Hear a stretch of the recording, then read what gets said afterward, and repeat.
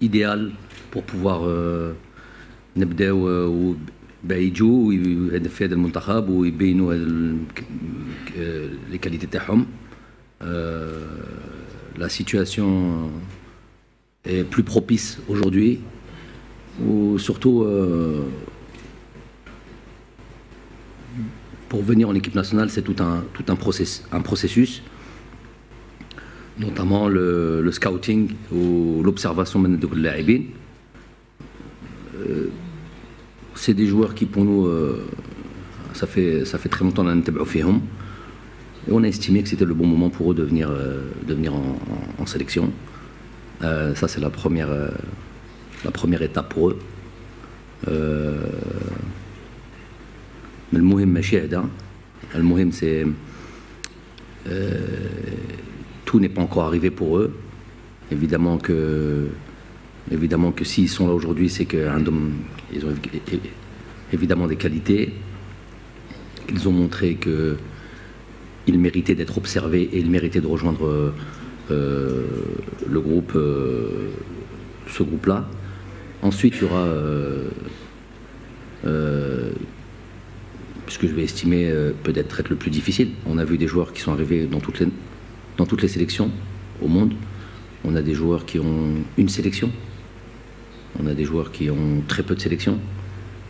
Ça veut dire que arriver en équipe nationale n'est pas une fin en soi. C'est effectivement quelque chose de méritant, quelque chose de presque de glorifiant, rejoindre une équipe nationale. Mais ensuite, le plus dur reste à faire. Le plus dur reste à faire parce que on va être au milieu de la concurrence, on va être au milieu de joueurs de haut niveau et il va falloir se démarquer et surtout prouver qu'on mérite d'être là et peut-être même avoir un rôle important dans cette équipe nationale. احنا نتمنى لهم التوفيق évidemment. On va faire tout, on va faire en sorte pour qu'ils s'adaptent le plus vite possible et qu'ils puissent exprimer toutes les qualités qu'ils ont. Pour ce qui est des joueurs qui n'ont pas été retenus, c'est ça que vous avez voulu dire? Est-ce que c'est définitif ou pas? Non, rien n'est définitif. Rien n'est définitif. Tant qu'on est compétitif et que j'estime qu'un joueur puisse aider l'équipe nationale, on reste sélectionnable. À moins qu'un joueur de lui-même déclare qu'il met un trait à sa carrière internationale. Et dans ces cas-là, les choses sont différentes. On a des joueurs d'un certain âge qui pourraient éventuellement, avec le temps, après une réflexion, estimer que c'est la fin pour eux. Donc dans ces cas-là, on fera en sorte qu'ils ont une sortie honorable, pour des joueurs qui ont rendu service à l'équipe nationale et qui ont brillé avec l'équipe nationale. Mais sinon, tous ceux qui sont compétitifs et qui me donnent l'impression, staff et moi-même, qu'ils peuvent encore aider cette équipe nationale et faire en sorte qu'elle soit la plus forte possible. La porte est toujours ouverte. Monsieur Nuiri. Monsieur Djamel Belmadi, je me trouvais dans cette salle lors de votre installation il y a quelques années. Et je voudrais vous poser une question sur votre état d'esprit. Quand vous vous êtes retiré, vous avez dû prendre une décision, vous avez réfléchi, donc vous auriez pu prendre une autre décision, celle que vous avez prise. J'aimerais savoir, d'une part, qu'est-ce qui a motivé la décision de revenir? Est-ce que ce sont tous les messages de soutien que vous avez reçus? Est-ce que c'est votre combativité, puisque on le sait, c'est pas nouveau, vous voulez pas sortir sur une défaite, ou bien c'est autre chose que vous allez nous dire? Et j'aimerais savoir, aujourd'hui, Belmadi 2, par rapport à votre première installation, quel est votre état d'esprit?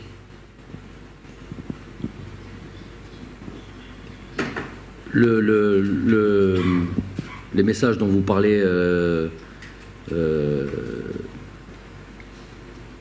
de ceux qui ont motivé déjà ma venue et qui ont confirmé la confiance qu'ils avaient en moi, en mon staff, c'est la raison principale pour laquelle je suis là aujourd'hui. J'ai presque envie de dire que tout le reste est anecdotique. Si j'avais estimé, si j'avais senti qu'il y avait le moindre doute, je ne serais pas là aujourd'hui, c'est simple que ça. Et même comme ça, on est quand même passé par beaucoup de comment dire ça, décisions qui allaient un jour comme ça, l'autre jour comme sans s'opposer. Il fallait beaucoup de recul, beaucoup de lucidité aussi, et se dire que voilà, si on estime qu'on peut encore faire briller cette sélection, je me dois de répondre à cet appel. Ça, c'est la première des étapes, déjà, elle est là-dedans. Ensuite, évidemment qu'il faut avoir en soi des convictions, je vais dire presque certaines certitudes, même si on n'en a pas à 100%, mais il en faut quand même. Et puis surtout, l'envie, parce que le métier n'est pas facile, parce que représenter une sélection nationale, quelle qu'elle soit, c'est toujours une grosse responsabilité. Alors encore plus quand c'est celle de son pays, il faut pouvoir être à la hauteur des attentes. Donc c'est une réflexion qu'il fallait avoir aussi. Il faut beaucoup d'énergie pour ça, il faut beaucoup d'envie pour ça. Le mec c'est là. Mais aujourd'hui, on arrive avec beaucoup d'envie, beaucoup de rage, sinon je ne serais pas là. Il y a au moins cette honnêteté-là, où on est capable, on n'est pas capable. Donc voilà, j'estime qu'on devait, de un, répondre à comment appeler ça, à l'attente, en tout cas à l'estime du peuple. Ensuite, ça devenait plus technique. Et là, faire un travail sur soi-même et savoir qu'est-ce qu'on est capable de faire, qu'est-ce qu'on est capable de proposer, comment on est capable de... Et après, voilà, c'est le début de la réflexion, c'est le début de la réflexion sur le travail. Et là, il faut que peut-être que des nouvelles idées naissent. Il faut peut-être que sans, je vous l'avais dit à la conférence de presse d'après le match, sans tout remettre en question, mais quand même essayer sur certains points, de se réinventer et de faire en sorte de surprendre, de nouveau être voilà, peser sur ce continent et jouer les premiers rôles. Shadi.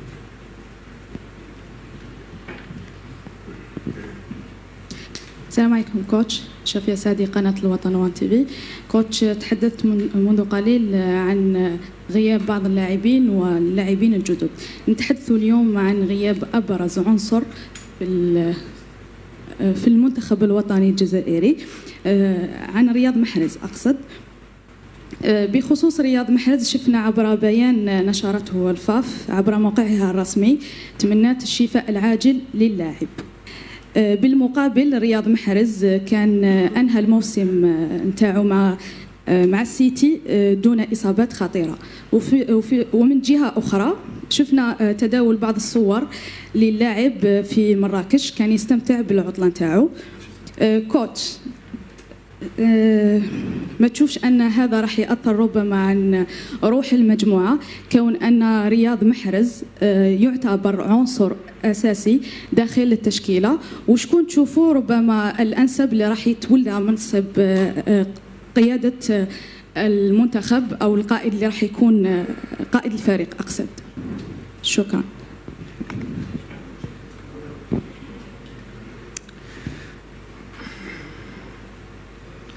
Ça, Brun Goulab français, aujourd'hui j'ai pas la force, désolé, j'ai pas l'énergie pour pouvoir aller chercher, c'est pas naturel pour moi. De bien développer en arabe, c'est difficile. Désolé, surtout pour des sujets aussi importants pour vous. Pour moi, c'est une non-affaire, mais on a malheureusement besoin des fois de se mettre comme ça. C'est l'époque qui veut ça, du mauvais buzz, des ayats, j'ai même envie de dire, l'île SF, au lieu de se préoccuper de ce que on peut se poser la question de pourquoi le capitaine de l'équipe n'est pas là, on peut se la poser, mais dès qu'on a déjà une grosse partie de la réponse avant même de commenter ça, en allant dans tous les sens, jusqu'à aller chercher à savoir pourquoi il est en vacances dans tel ou tel endroit. Je trouve que ça n'élève pas le niveau, excusez-moi du terme, du journaliste algérien, sportif en tous les cas. Le plus important, c'est une question sur laquelle on peut répondre. Pourquoi il n'est pas là? On a donné une partie de la réponse. On a reçu un rapport médical de son club, Manchester City, seulement lui, qui dit clairement, et sans rentrer dans les détails, parce que il y a le secret médical. C'est pas de mon ressort. Je ne vois pas aussi même de quel ressort c'est de qui que ce soit pour pouvoir commenter la blessure exacte du joueur. Maintenant, si on veut rentrer un peu plus loin et se dire mais il a pu participer quand même à la dernière rencontre, presque même les 2 dernières rencontres, même en sortant assez tôt de la rencontre, ce qui pourrait être déjà une première des réponses. Faut vous rappeler qu'après les 2 matchs du Real Madrid en Champions League, il n'a pas joué les 2 rencontres qui ont suivi, ce qui peut expliquer le mal dont il souffre. Ensuite, il restait 2 rencontres capitales, peut-être. On connaît le football. Quand c'est comme ça, on serre les dents. Je vois Ibrahimovic, je ne sais pas si vous suivez ça, qui dit qu'il a joué toute la saison avec beaucoup de piqûres sur son genou. Je sais pas, il a parlé de plus de 20, 40 piqûres, ou traitement médicamental, si je peux exprimer ainsi, pour pouvoir faire don de ce scudetto à son pays. Donc il y a cette histoire d'esprit de sacrifice. J'imagine, c'est pas que les rencontres, nos rencontres sont, et surtout le timing de nos rencontres sont hyper importantes, qu'on s'y méprenne pas. Mais peut-être que si demain on avait, je sais pas, une finale de Coupe d'Afrique ou un match, peut-être qu'il aurait dû serrer les dents et peut-être qu'il aurait dû jouer. Même si moi j'aime pas ça en tant qu'entraîneur, parce que avant tout c'est protéger la santé des joueurs. Forcer un joueur à jouer, je l'ai jamais fait. J'ai eu des joueurs compris durant mon passage en sélection. Il y a eu plusieurs fois, notamment Riyad, des matchs extérieurs où il était pas bien. Plusieurs autres joueurs n'étaient pas bien, à la limite de ce qui pouvait expliquer derrière des rencontres avec une performance assez moyenne de ces joueurs-là. C'est des choses peut-être qu'on cache, qu'on dit, mais j'ai toujours donné la possibilité aux joueurs de prendre la décision. Peu importe le match, peu importe l'importance du match, c'est la première chose que j'estime qu'un entraîneur, un éducateur doit avoir, à savoir protéger la santé du joueur. Donc pour revenir à et pour en finir avec ça, on a reçu un rapport médical de son club qui dit qu'il est blessé. On aurait pu, je ne l'ai jamais fait depuis 4 ans aussi, on aurait pu faire venir le joueur et faire constater la blessure. Il était presque plus que enclin à le faire. Je ne l'ai jamais fait avec qui que ce soit, pourquoi je le ferai avec Riyad Mahrez? Il faut savoir qu'avec Riyad, et ce sera le mot de la fin par le concernant, c'est peut-être le joueur avec lequel je suis le plus demandeur, à savoir le plus exigeant, et avec lequel j'ai eu le plus peut-être à devoir à serrer un petit peu, entre guillemets, un petit peu la vis avec lui. Après, les performances sont les performances. Il a été excellent en équipe nationale. Il a été même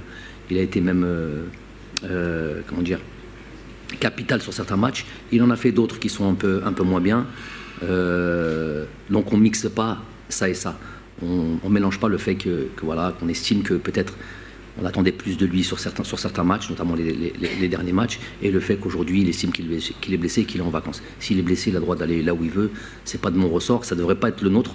Le plus important, c'est que les choses sont bien établies. Il y a eu un rapport médical de fait. Il était enclin à venir faire constater sa blessure. J'ai décidé de ne pas le faire. Comme je l'ai fait, je n'ai jamais fait venir un joueur pour faire constater sa blessure quand on a reçu un rapport médical. On estime qu'il y a un rapport de confiance à avoir et avec les clubs et avec les joueurs.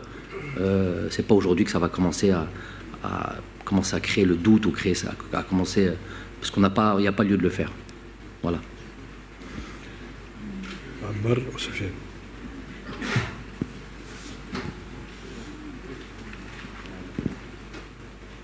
Salam alaikum coach, Faichelouj Radio Algérienne. On avait insisté lors de la dernière conférence de presse sur le fait qu'il faudrait garder le noyau de l'équipe. Alhamdoulilah, le noyau y est.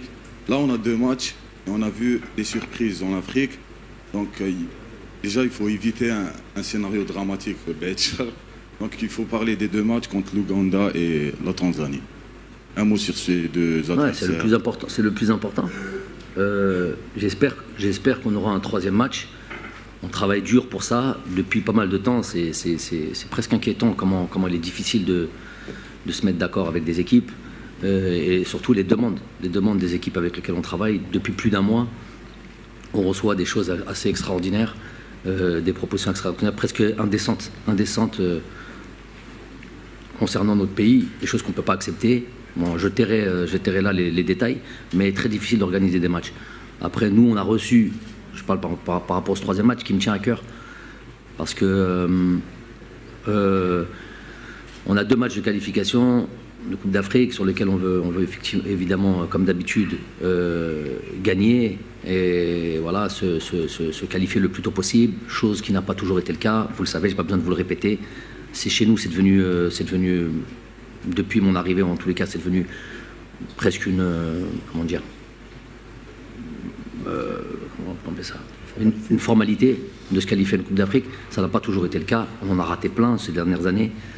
Donc on va faire en sorte que ça reste une formalité. Je crie pas là-dessus. On va faire le nécessaire pour ça. On va travailler, on va se préparer le mieux possible. Mais en même temps, par rapport à ça, il est difficile justement de ces joueurs que l'on fait venir, ces nouveaux joueurs, de les jeter dans le bain comme ça, sur des matchs avec une certaine spécificité, peut-être qu'ils ne connaissent pas, sûrement qu'ils ne connaissent pas, et les mettre dans la difficulté, c'est pas l'objectif des choses. Les choses, elles se font. Nous, on veut que les joueurs, quand ils intègrent l'équipe, on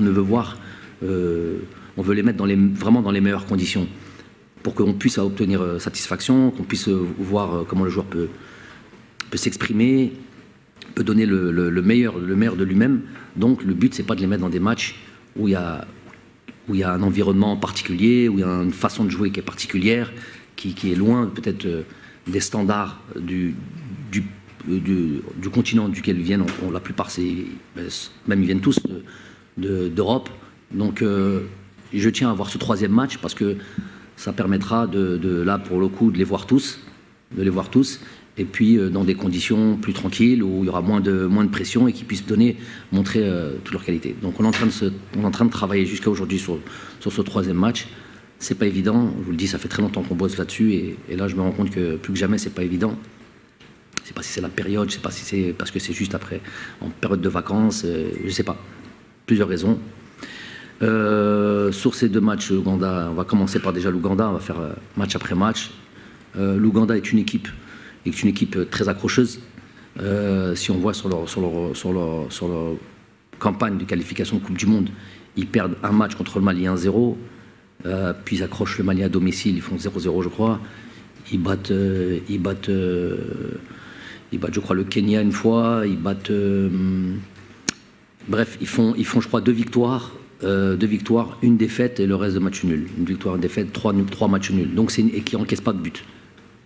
Vraiment très peu de buts. Je crois 2 sur leur campagne de qualification de Coupe du Monde. Donc ça reste une équipe qui va être difficile à manœuvrer, ça c'est certain, parce que c'est les résultats qui parlent.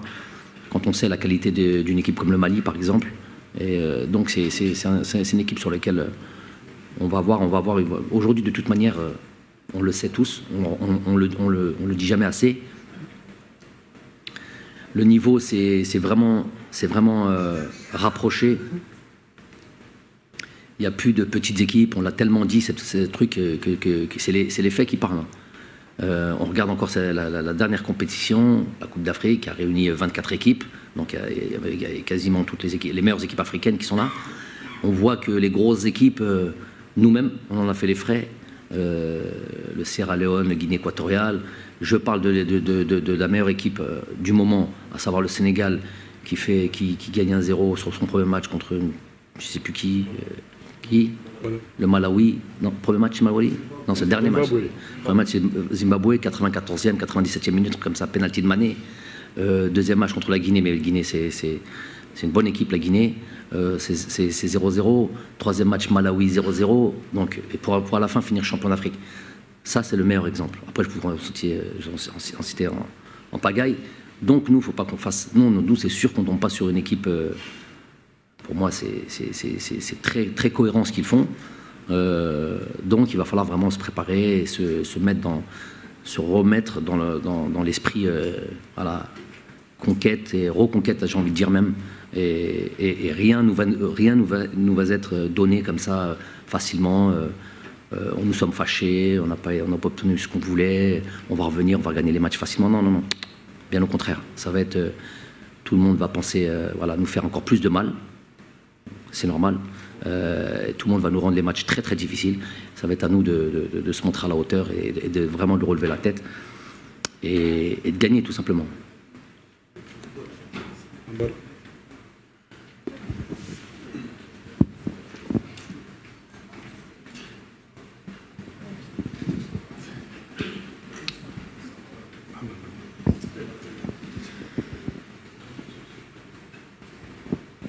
Bonjour coach.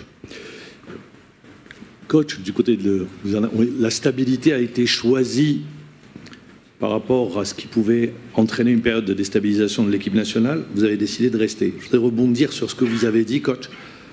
Vous avez dit il faut de l'énergie, il faut de nouvelles idées, il faut des convictions. Je voudrais, quand vous dites ça, par exemple des idées, est-ce que vous pensez apporter des changements au niveau de votre staff technique? Ça, c'est la première question, ou apporter de nouveaux éléments au niveau du staff. Et la deuxième question concerne les 7 nouveaux joueurs auxquels vous avez fait appel. Je ne parle pas du jeu. Dans la vie du groupe, ils arrivent.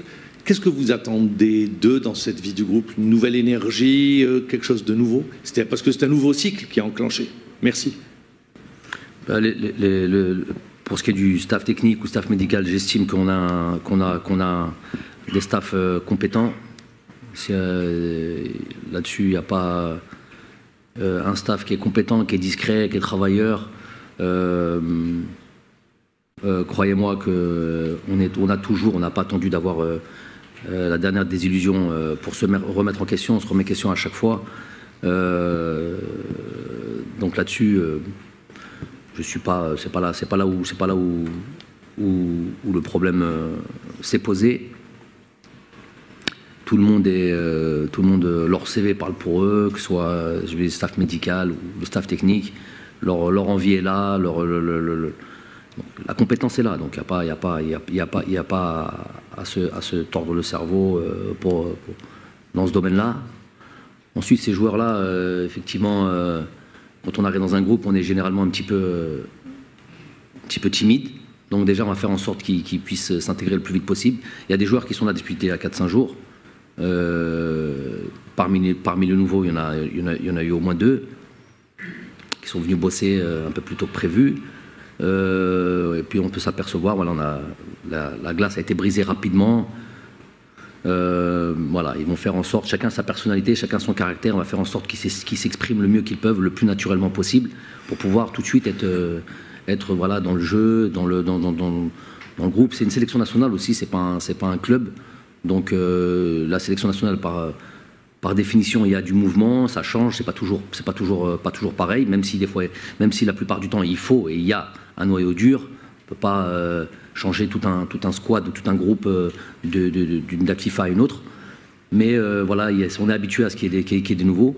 Là, on va faire en sorte que voilà, qu'ils puissent rentrer Mais bon, ça, j'ai vraiment aucun souci. Ce groupe-là a toujours très bien vécu, a toujours très bien accueilli, entre guillemets, les nouveaux. Et puis, voilà, le plus important, c'est qu'ils puissent être en situation de donner le maximum et de se montrer au maximum. Bonjour coach, Salah Faisal, Al 24 News. On parle beaucoup de stabilité, que Jamal Belmadi va continuer l'aventure avec l'équipe nationale. Mais à un moment donné, on a parlé aussi de contrat moral.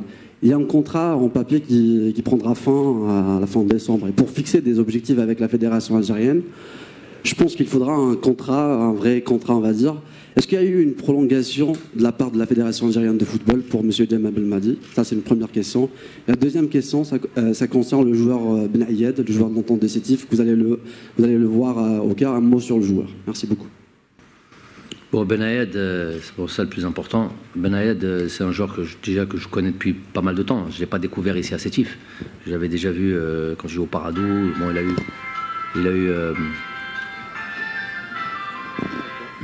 il a eu malheureusement une blessure qui l'a stoppé un petit peu dans son élan.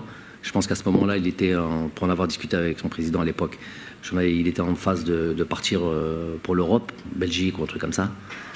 Il a été coupé dans son élan avec sa blessure. Il s'est bien remis. Ça prouve la force de caractère du joueur. Aujourd'hui, il fait partie peut-être, pour moi, des meilleurs attaquants du championnat. Donc il mérite sa sélection. Il profite, pour être très clairement, il profite de l'absence peut-être de certains joueurs évoluant en Europe à cette position, qui sont décisifs, qui risquent de nous rejoindre au mois de septembre, Inch'Allah.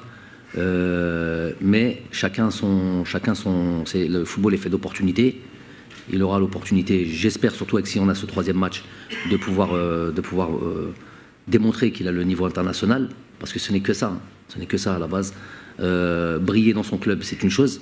Être décisif dans son club, c'est une chose. Après, quand on est en équipe nationale, on va dans une étape supplémentaire. On monte d'un niveau. Donc pouvoir savoir si on peut briller à ce niveau-là. Et donc je suis content pour lui qu'il puisse nous rejoindre. Ça sera à lui de montrer qu'il a le niveau. Ensuite, c'était quoi le contrat? Le contrat moral, vous l'avez dit. On signera un papier s'ils veulent, pas de problème. Mais ça se situe pas là-dedans pour moi.